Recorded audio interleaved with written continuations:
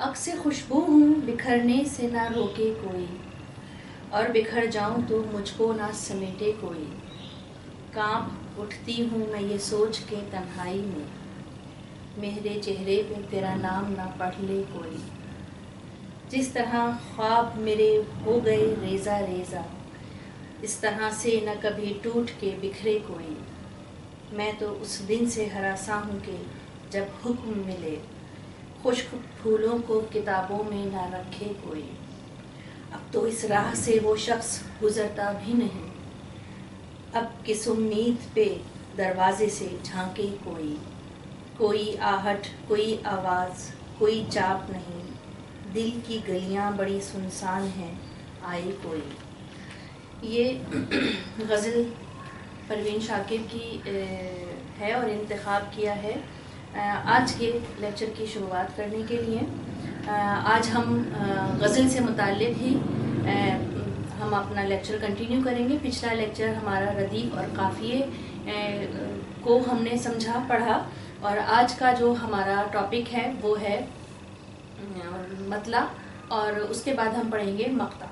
मतला क्या होता है और इसकी पहचान क्या है, इसकी खुसूसियत क्या है, मकाम गज़ल में इसका क्या मकाम है, उस सब पे हम बात करेंगे। और फिर उसके बाद मक्ता क्या होता है और मक्ते की पहचान क्या है, और मक्ते की क्या हैसियत है, क्या मकाम है मक्ते का गज़ल में, कसीदे में, शायरी में।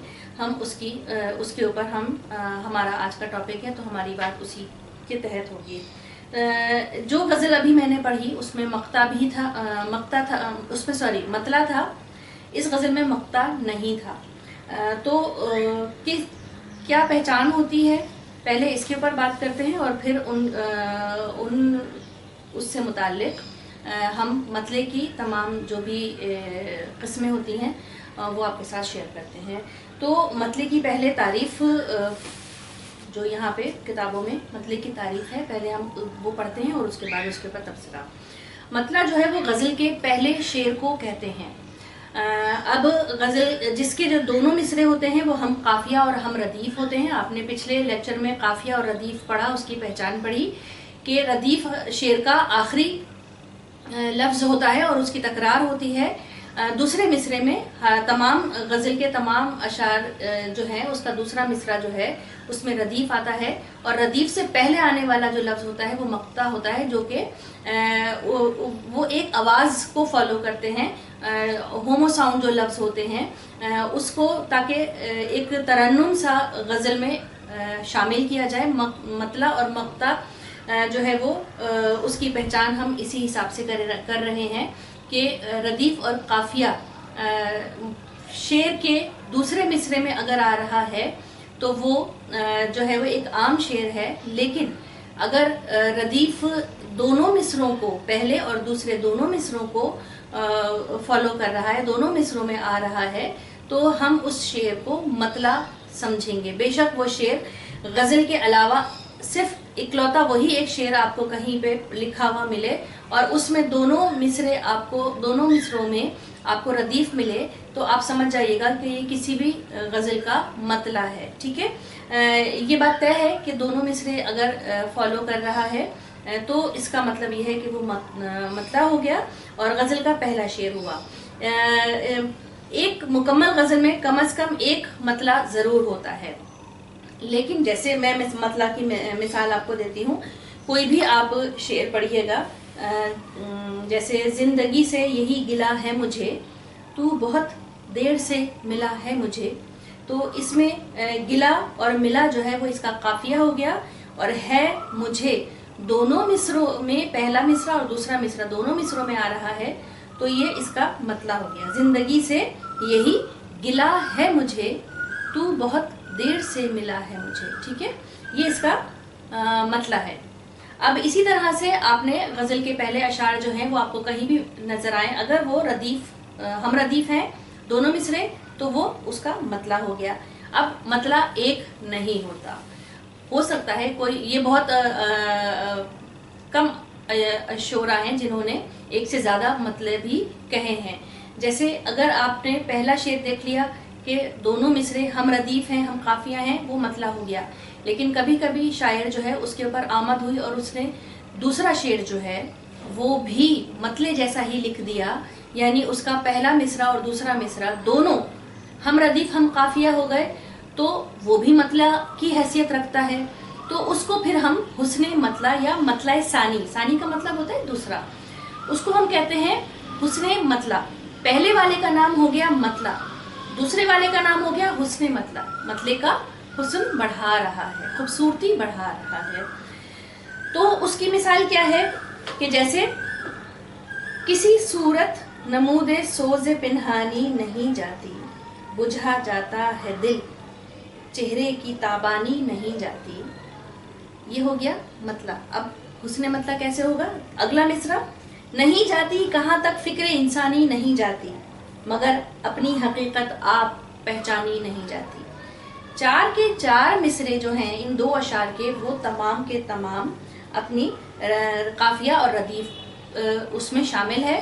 تو یہ ہمارے پاس پہلا شعر جو ہے وہ مطلع کہلائے گا، اور جو دوسرا شعر ہوگا وہ غزل کا عام شعر نہیں ہے بلکہ وہ اس کا حسن مطلع ہے.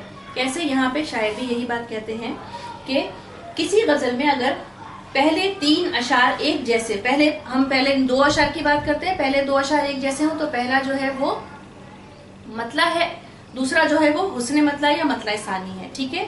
لیکن اگر تیسرا شعر بھی اس نے مطلع جیسا ہی کہہ دیا، اس میں بھی ہم قافیہ ہم ردیف ہو گیا، تو اس کو کیا کہیں گے؟ اس کو ثانی تو نہیں کہیں گے نا، مطلع ثانی تو نہیں کہیں گے. تو اس کا نام کیا ہو جائے گا؟ اس کو جو ہے ہم تیسرے والے شعر کو، پہلے والا شعر جو ہے وہ مطلع، دوسرے والے شعر کو ہم کہیں گے، یہاں پہ جو لکھا ہوا ہے زیب مطلع. ٹھیک ہے، زیب مطلع. اور تیسرے والے کا نام پھر ہم ہو جائے گا حسن مطلع. ٹھیک ہے، پہلا والا مطلع، دوسرے والے کا نام مطلع ثانی یا زیب مطلع، اور تیسرے والے کا حسن مطلع. ٹھیک ہے.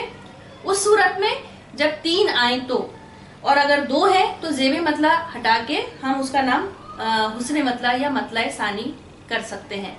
اچھا، یہ چیز ہمارے پاس ہو گئی. کبھی کبھی ایسا ہوتا ہے کہ یہ بہت ریئر ہے کہ کسی شاعر نے پوری کی پوری غزل ہی اسی طرح سے لکھ دی. ٹھیک ہے. تو ایسی غزل جس میں سارے کے سارے اشعار مطلع ہوں اسے سند مطلع، یا آپ اپنے پاس نوٹ کر لیجئے، سند مطلع کہتے ہیں، یا کچھ شاعر اسے مطلع بند بھی کہتے ہیں. جب پوری غزل کے، بے شک کتنے ہی اشعار ہوں، پوری غزل کے اشعار میں ردیف قافیہ آ رہا ہے، ایک ہی دونوں مصروں میں، ہر شعر کے دونوں مصروں میں ردیف قافیہ آ رہا ہے، تو پھر اس کو ہم کہتے ہیں سند مطلع یا مطلع بند. ٹھیک ہے. غزل کا سب سے اچھا شعر جو ہے وہ کہلایا جاتا ہے بیت الغزل. بیت کہتے ہیں شعر کو. 2 مصرے ہو گئے، دونوں مصروں کو شعر بنا دیا، شعر کو بیت بھی کہا جاتا ہے. بیت الغزل یا شاہ بیت بھی کہا جاتا ہے، جو غزل کا سب سے اچھا شعر ہوتا ہے، یا جس کے اوپر شاعر کو بہت زیادہ پسندیدگی کا اظہار کیا جاتا ہے، زیادہ واہ ملتی ہے. اس شعر کو پھر وہ شاہ بیت بھی کہہ دیا کرتے ہیں، یا شاعر کا اپنا پسندیدہ شعر. ٹھیک ہے. یا قاری کا اپنا پسندیدہ شعر، وہ بھی اس کو مقام دے سکتا ہے کسی بھی شعر کو. اب یہاں پہ ہم اپنی جو کتاب میں لکھی ہوئی ہے، ہم اپنی جو تعریف ہے وہ مکمل کرتے ہیں کہ مطلع جو ہے اس کے لفظی معنی جو ہے وہ طلوع ہونے کی جگہ کے ہیں. طلوع ہونے سے مطلب یہ ہے کہ شروعات ہو رہی ہے، غزل کہنے کی شروعات ہو رہی ہے، شاعر پہ جو ہے وہ اشعار کا نزول ہو رہا ہے، اشعار اس کے اوپر آمد ہو رہی ہے، شروعات ہے، آگے پہلا شعر ہے، آگے مزید اشعار آنے والے ہیں. تو یہ مطلع اس لیے کہا جاتا ہے کہ طلوع ہو رہا ہے، ابھی پوری کی پوری غزل آنی باقی ہے. یہاں پہ طلوع ہونے کی جگہ کے ہیں، گویا غزل کی ابتدا جس شعر سے ہوتی ہے وہ مطلع کہلاتا ہے. مگر قصیدہ ہم آگے پڑھیں گے. قصیدہ جو ہے وہ نظم ہوتی ہے جس میں تعریف بیان کی جاتی ہے. تو مگر قصیدہ کے پہلے شعر کو بھی مطلع کہا جاتا ہے، کیونکہ غزل قصیدہ سے ہی بنتی ہے، تعریف کی جاتی ہے. محبوب کی قصیدے میں جو ہے وہ تعریف کا معیار الگ ہوتا ہے. جب ہم قصیدہ پڑھیں گے تو پھر وہ ڈیٹیل میں بات بتاؤں گی.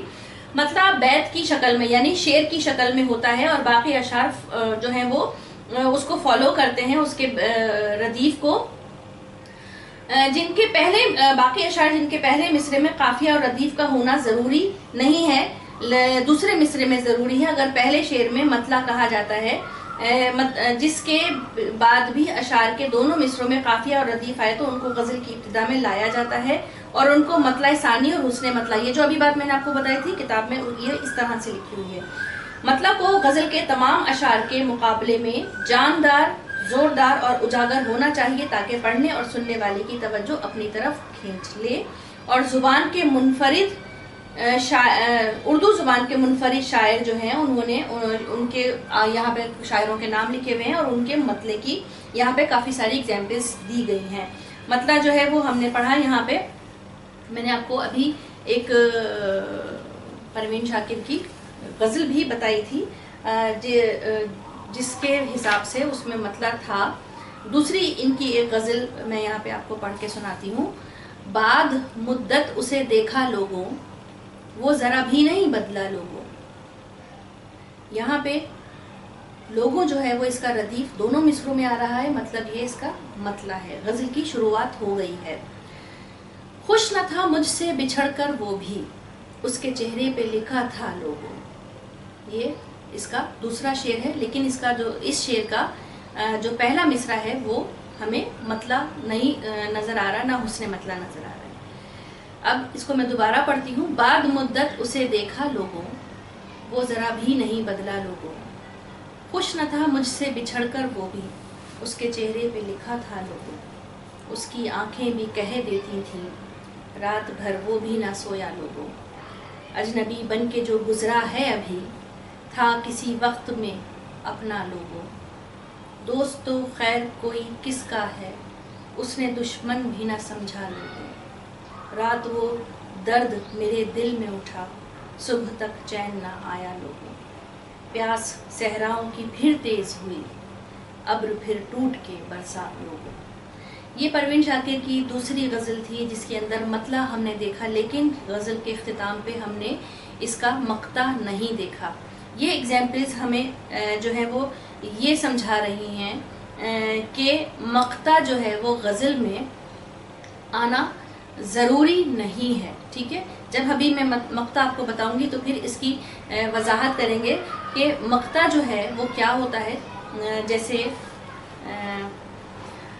مقطع کی پہلے ہم یہاں پہ ایگزامپل، مقطع غزل کے آخری شعر کو کہتے ہیں۔ جیسے یہاں پہ شعر تھا، پیاس صحراؤں کی پھر تیز ہوئی، ابر پھر ٹوٹ کے برسا لوگوں، ٹھیک ہے۔ لیکن مقطع کی پہچان یہ ہوتی ہے کہ اس کے اندر شاعر اپنا تخلص بیان کرتا ہے۔ تخلص وہ چھوٹا نام ہوتا ہے جو شاعر کی پہچان ہوتا ہے، وہ ضروری نہیں ہے کہ شاعر کا اصل نام ہو۔ شاعر کی اپنی پسند کا کوئی بھی نام وہ اپنا تخلص اپنا سکتا ہے اور وہ اس کی پہچان ہوتی ہے، ٹھیک ہے۔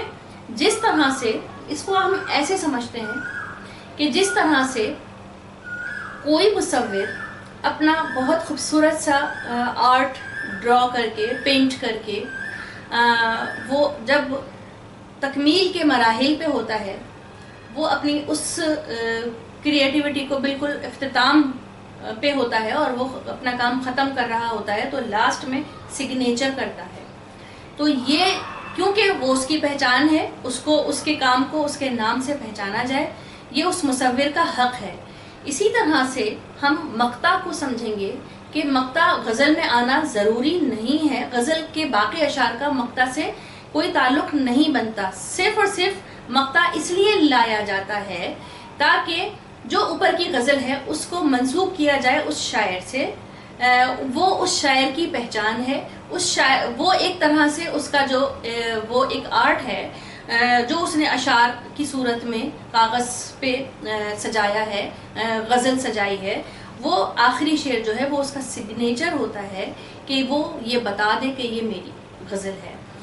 تمام شاعر اس چیز کو فالو کرتے ہیں۔ کچھ غزلوں میں ہمیں مقطع نظر نہیں آتا، تو جب غزل کا آخری شعر جو ہے وہ ہمیں شاعر کا نام بتا رہا ہے تو اس کا مطلب ہے وہ مقطع جو ہے ہم اسے پکاریں گے اس شعر کو۔ لیکن غزل کا شعر آخری ہے، جیسے پروین شاکر کا یہ لاسٹ شعر تھا، اس میں ان کا مقطع تخلص نہیں تھا، تو جس میں تخلص نہیں ہوگا پھر وہ آخری شعر کے نام سے ہم اس کو پہچانیں گے کہ یہ ہے غزل کا آخری شعر، ہم اسے مقطع نہیں کہیں گے. یعنی مقطع میں شاعر کا تخلص آنا ضروری ہے. سمجھ گئے؟ اب ہم یہاں پہ مقطع کی مزید پہچان کرتے ہیں، تعریف دیکھتے ہیں کہ غزل کے آخری شعر کو جس میں شاعر اپنا تخلص استعمال کرتا ہے مقطع کہتے ہیں. مقطع کے لفظی معنی اس مقام کے ہیں جہاں بات ختم ہو جائے یا کٹ جائے. غزل کے علاوہ قصیدے کا آخری شعر جس میں شاعر اپنا تخلص لائے مقطع کہلاتا ہے. اگر تخلص استعمال نہ کیا جائے تو اسے آخری شعر کہا جاتا ہے، مقطع نہیں کہتے. مقطع عام طور پر شاعر کے تعارف اور پہچان کو سامنے لاتا ہے. اکثر مقطع صرف تخلص لانے کے لیے ہی کہے جاتے ہیں. بڑے شعراء نے مقطعوں میں بھی بڑے بڑے عمدہ مضامین بیان کیے ہیں.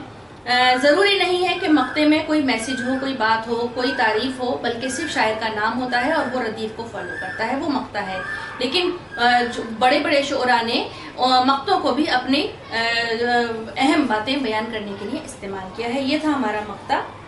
ہم نے مطلع پڑھا، حسن مطلع پڑھا، مقطع پڑھا. مقطع کی پہچان، مقطع کی جو یہاں پہ ایگزامپلز ہیں وہ دیکھ لیتے ہیں. ٹکمیر جگر سوختہ کی جلد خبر لے، کیا یار بھروسہ ہے چراغ سحری کا. یہ میر تقی میر کا مقطع تھا.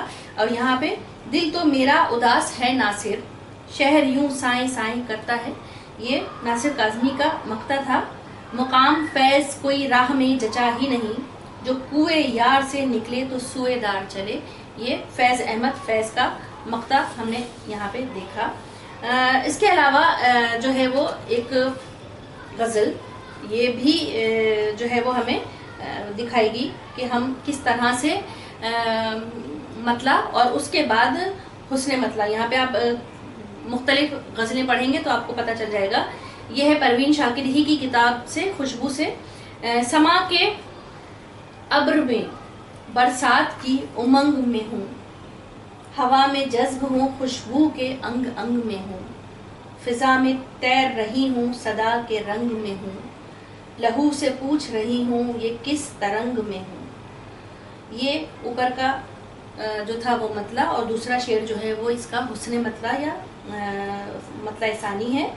دھنک اترتی نہیں میرے خون میں جب تک میں اپنے جسم کی نیلی رگوں سے جنگ میں ہوں، بہار نے میری آنکھوں پہ پھول باندھ دیے، رہائی پاؤں تو کیسے حصار رنگ میں ہوں. کھلی فضا ہے کھلا آسماں بھی سامنے ہے، مگر یہ ڈر نہیں جاتا ابھی سرنگ میں ہوں. ہوا گزیدہ بنفشے کے پھول کی مانند، پناہ رنگ سے بچ کر پناہ سنگ میں ہوں.